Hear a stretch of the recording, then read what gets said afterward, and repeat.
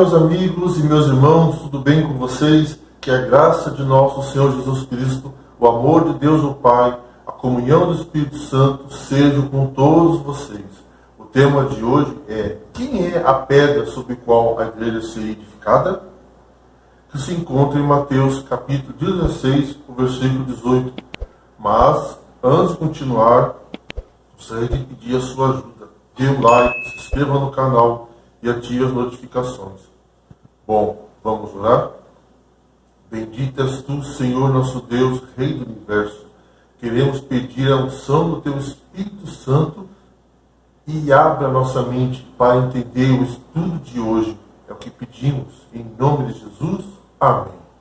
Cristo é a cabeça e a pedra sobre a qual a sua igreja foi fundada. Não devia os apóstolos procurar grandeza e honras deste mundo, mas ser humildes e levarem a mensagem que Jesus lhe confiou. Vamos ler Mateus capítulo 16, o verso 13 até o 15. Indo Jesus para os lados de Cesareia de Filipe, perguntou aos seus discípulos: quem diz o povo ser o Filho do Homem? E eles responderam: uns dizem João Batista, outros Elias e outros Jeremias ou algum dos profetas. Mas vós, continuou ele, quem dizeis que sou eu? Jesus e os discípulos haviam então chegado a uma cidade nas cercanias de Cesareia de Filipe. Encontravam-se além dos limites da Galileia, numa região em que predominava a idolatria. Ali, os discípulos foram afastados da dominante influência do judaísmo, sendo postos em mais íntimo contato com o culto pagão. Em torno deles se achavam representadas formas de superstições que existiam em toda a parte do mundo. Jesus desejava que a visão dessas coisas os levasse a sentir a própria responsabilidade para com os pagãos. Durante sua estada nessa região, buscou abster-se de ensinar o povo, dedicando-se mais plenamente aos discípulos. A obra de Cristo na terra aproximava-se rapidamente de seu fim. Perante ele, em vívido contorno, desdobravam-se as cenas para onde tendiam seus passos. Perto estavam, porém, o tempo em que lhe deviam testemunhar a agonia. Deviam ver aquele a quem amavam e quem confiavam entregue às mãos dos inimigos e pendurado à cruz do Calvário. Em breve os deixaria ele para enfrentarem o mundo sem o conforto de sua presença visível. Jesus sabia quão duramente os perseguiriam o ódio e a incredulidade e desejava prepará-los para as provações. Estava para lhe dizer o sofrimento que o aguardavam. Antes disso, porém, afastou-se sozinho e orou para que seus corações estivessem preparados para receber as palavras. Depois de reunir-se a eles, não lhe comunicou imediatamente aquilo que desejava participar. Antes de fazê-lo, ofereceu-lhe o ensejo de confessar sua fé nele, a fim de se fortalecerem para a próxima aprovação. Perguntou-lhes: quem dizem os homens ser o Filho do Homem? Mateus, capítulo 16, verso 13. Cada um responde, e ao final percebe-se que as pessoas não estão entendendo quem ele realmente é. Com pesar, foram os discípulos forçados a admitir que Israel deixara de reconhecer seu Messias. Alguns, na verdade, ao lhe verem os milagres, haviam declarado que ele era o filho de Davi. As multidões que foram alimentadas em Betsaida desejaram proclamar o rei de Israel. Muitos estavam dispostos a aceitá-lo como profeta. Não criam, porém, que fosse o Messias. Jesus formulou agora uma segunda pergunta com respeito aos próprios discípulos. E vós, quem dizeis que eu sou? Pedro respondeu. Vamos ler Mateus 16:16. Respondendo Simão, Pedro disse: Tu és o Cristo, o Filho do Deus vivo. Assim também se dá com cada um de nós. Quando respondemos à pergunta de Jesus, nossa resposta cobrará de nós vivermos de acordo com Ele. Penso que declarar que Jesus é o Filho de Deus significa viver na busca de satisfazer seu desejo, de praticar o que Ele ensinou, na medida em que Ele conseguir reinar entre nós. A vida social será um espaço de fraternidade, de justiça, de paz, de dignidade para todos. Mas Pedro e seus companheiros não se desviaram de sua fidelidade. A vacilante atitude dos que ontem louvavam e hoje condenavam não destruiu a fé dos verdadeiros seguidores do Salvador. Pedro declarou: Tu és o Cristo, o Filho do Deus vivo. Mateus 16:16. Não esperou que honras reais coroassem seu Senhor, mas aceitou em sua humilhação. Pedro exprimia a fé dos 12. Todavia, os discípulos estavam ainda longe de compreender a missão de Cristo. Jesus respondeu a Pedro, dizendo, vamos ler Mateus 16, verso 17? Então lhe afirmou, bem-aventurado és Simão Barjonas, porque não foi carne e sangue que te revelaram, mas meu Pai que está nos céus.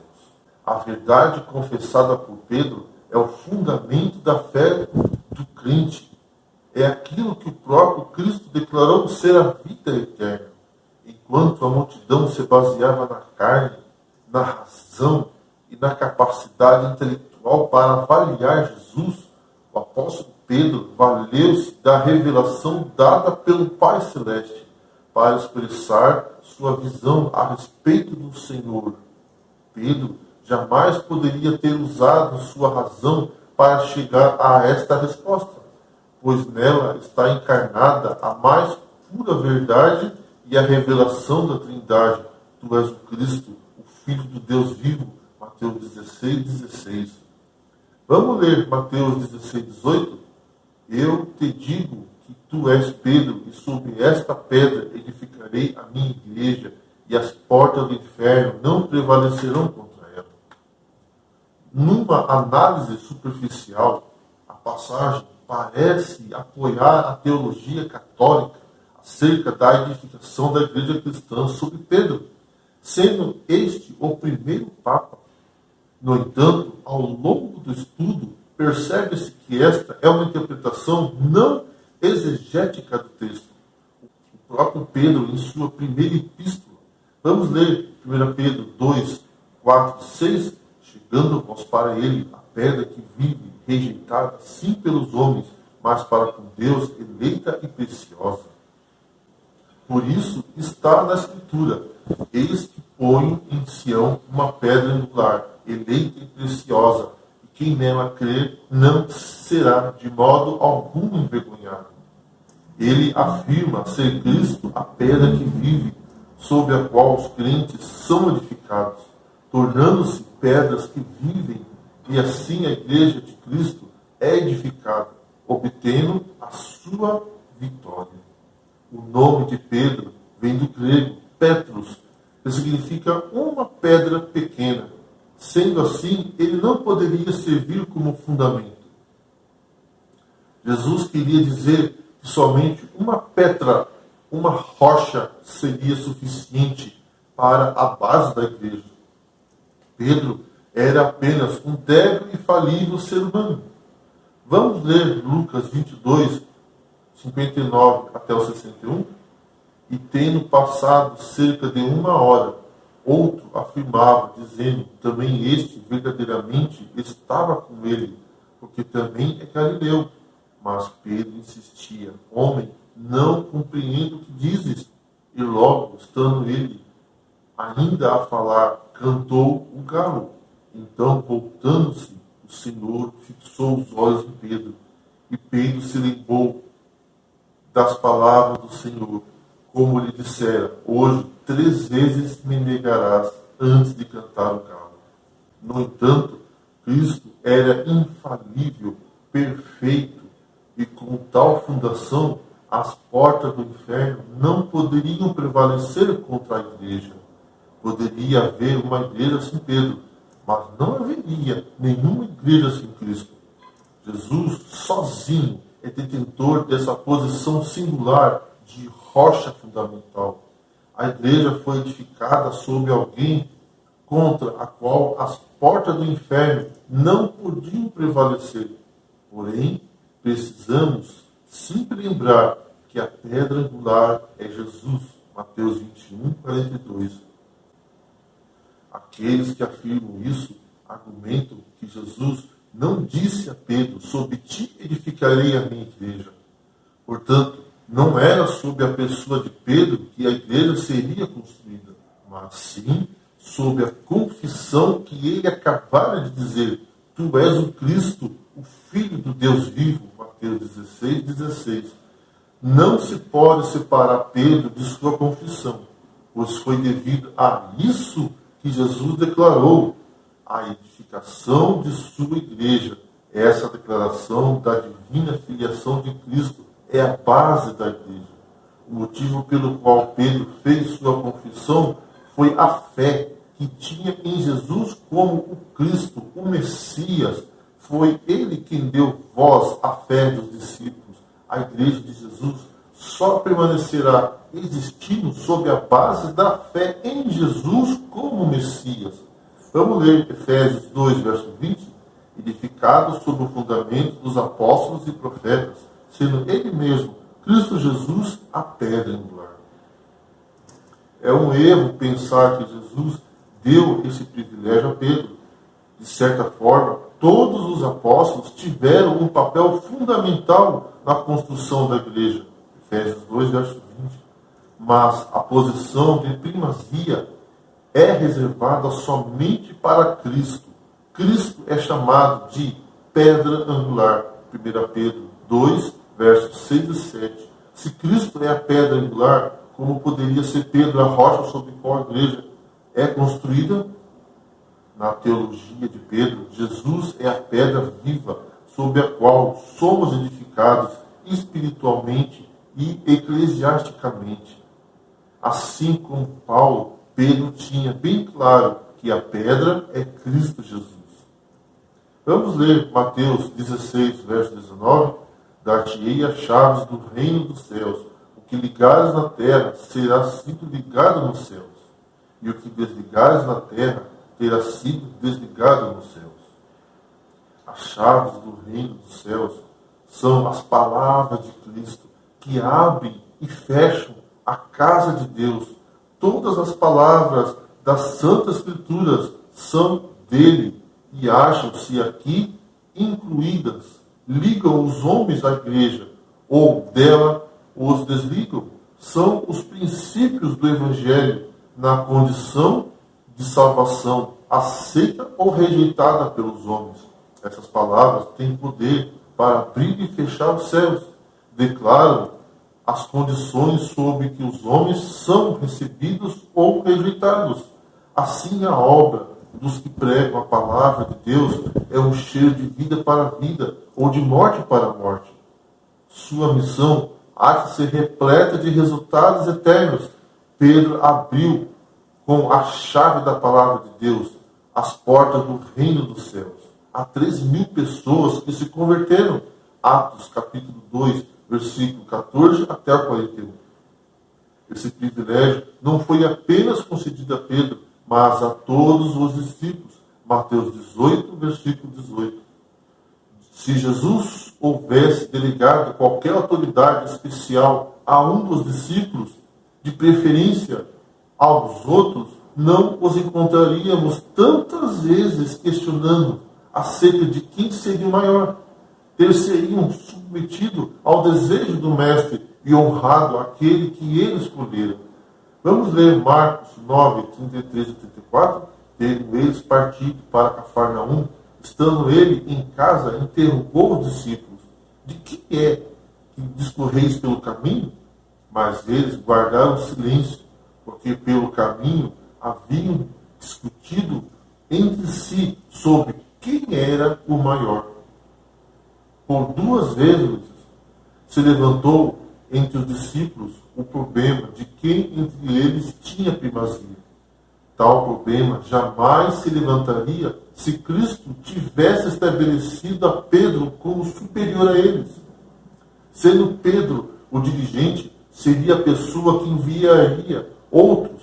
Mas Lucas nos informa em Atos 8,14 que Pedro e João foram enviados pelos apóstolos. Se fosse o superior hierárquico dos apóstolos, a arguição entre eles fizeram e a defesa de Pedro seria inoportunas e desarrazoadas, conforme os relatos de Atos 11, versículo de 1 a 18. O primeiro concílio da igreja não foi convocado e dirigido por Pedro, mas por Tiago. O contexto apresentado pelo Dr. Lucas, Atos 15, 13 e 19, sugere que Tiago era o presidente. Em Atos 15, 22 e 29, há o relato de que a epístola enviada à Antioquia foi dirigida em nome dos apóstolos, dos presbíteros e da igreja, e não por Pedro. Talvez a melhor evidência de que Cristo não apontou a Pedro como a pedra sobre a qual edificaria a sua igreja seja o fato de que nenhum dos que ouviram essa afirmação de Cristo, nem o próprio Pedro assim entendeu suas palavras, nem durante o tempo em que Cristo esteve na terra, nem posteriormente houvesse Cristo feito a Pedro chefe entre os discípulos. Depois disso, eles não se veriam envolvidos em discussões sobre qual deles seria considerado o maior. Cristo é a cabeça de todo varão. Vamos ler 1 Coríntios 11, verso 3. Quero, entretanto, que saibais ser Cristo a cabeça de todo homem, e o homem o cabeça da mulher, e Deus o cabeça de Cristo. A igreja é edificada tendo Cristo como seu fundamento. Deve obedecer a Cristo como sua cabeça. Não tem de confiar em homem ou ser por homem controlada. Muitos pretendem que uma posição de confiança na igreja lhe dá autoridade para ditar o que outros hão de crer e fazer. Essa pretensão não é sancionada por Deus. A igreja é um instrumento apontado por Deus para a salvação dos homens. Foi organizada para servir e sua missão é levar o evangelho ao mundo. Vamos ler Isaías 56, verso 7. Também os levarei ao meu santo monte e os alegrarei na minha casa de oração. Os seus holocaustos e os seus sacrifícios serão aceitos no meu altar, porque a minha casa será chamada casa de oração para todos os povos. A igreja é a fortaleza de Deus, sua cidade de refúgio, que Ele mantém no mundo revoltado através do século de perseguição, conflito e trevas. Deus tem amparado sua igreja para a tarefa de levar avante sua obra. Cristo não escolheu os doutos ou eloquentes do sinédrio judaico ou do poder de Roma, passando por alto os ensinadores judaicos, cheios de justiça própria. O mestre por excelência escolheu homens humildes e letrados para proclamarem as verdades que deveriam abalar o mundo. Ele se propôs preparar e educar esses homens para dirigentes de sua igreja. Por 3 anos e meio estiveram os discípulos sob a direção do maior professor que o mundo já conheceu. Por associação e contato pessoal, Cristo preparou-os para seu serviço. Dia a dia, caminhavam ao seu lado, conversando com ele, ouvindo suas palavras de ânimo aos cansados e quebrantados, e vendo a manifestação de seu poder em favor dos doentes e sofredores. Foi na ordenação dos 12 que se deram os primeiros passos na organização da igreja, que, depois da partida de Cristo, devia levar avante sua obra na terra. Vamos ler João 14, verso 12. Em verdade vos digo que aquele que crê em mim fará também as obras que eu faço, e outras maiores fará, para que eu vou para junto do Pai. Não queria Cristo dizer com isso que os discípulos fariam maiores esforços do que ele havia feito, mas que sua obra teria maior amplitude. Ele não se referiu meramente à operação de milagres, mas a tudo quanto iria acontecer sob a influência do Espírito Santo. Antes de ascender ao céu, Cristo deu aos discípulos uma comissão. Disse-lhes que deveriam ser os executores do testamento, na qual ele legava ao mundo os tesouros da vida eterna. A comissão do Evangelho é a carta magna, missionária do reino de Cristo. Os discípulos deviam trabalhar fervorosamente pelas pessoas, estendendo a todos o convite de misericórdia. Não deviam esperar que o povo viesse a eles. Deviam eles ir ao povo com a mensagem. Quando Cristo disse aos discípulos, vamos ler Mateus 28, 19 e 20. Ide, portanto, fazeis discípulos de todas as nações, batizando-os em nome do Pai, do Filho e do Espírito Santo, ensinando-os a guardar todas as coisas que vos tenho ordenado. E eis que estou convosco todos os dias até a consumação do século. Deixou claro perante eles a necessidade de manterem a simplicidade. Quanto menor fosse a ostentação e exibicionismo, maior seria a sua influência para o bem. Os discípulos deviam falar com a mesma simplicidade com que Cristo havia falado. Deviam imprimir no coração dos ouvintes as mesmas lições que lhe havia ensinado. Ao chegar o tempo para Jesus ascender ao Pai, ele levou os discípulos até Betânia.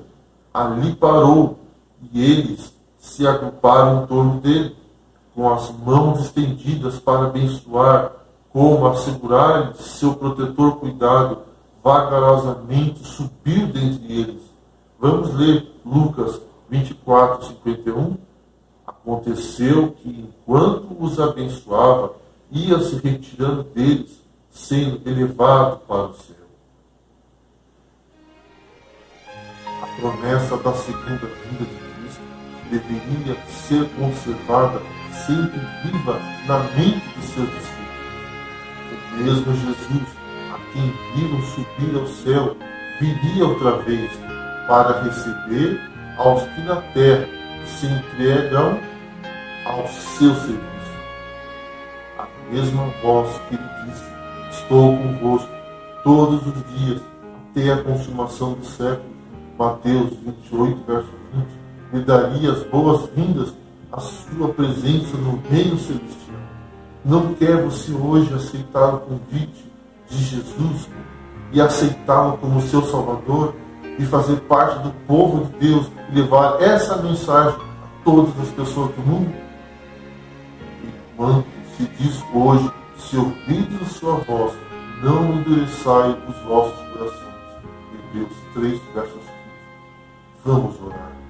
Bendito és tu, Senhor, nosso Deus, Rei do Universo. Venha derramar seu Espírito Santo e cuide do nosso coração, pois este mundo está indo de mal a pior e já estamos cansados de tanta maldade e injustiça. Venha nos buscar, perdoe os nossos pecados, é o que pedimos, em nome de Jesus. Amém. Que Deus abençoe a cada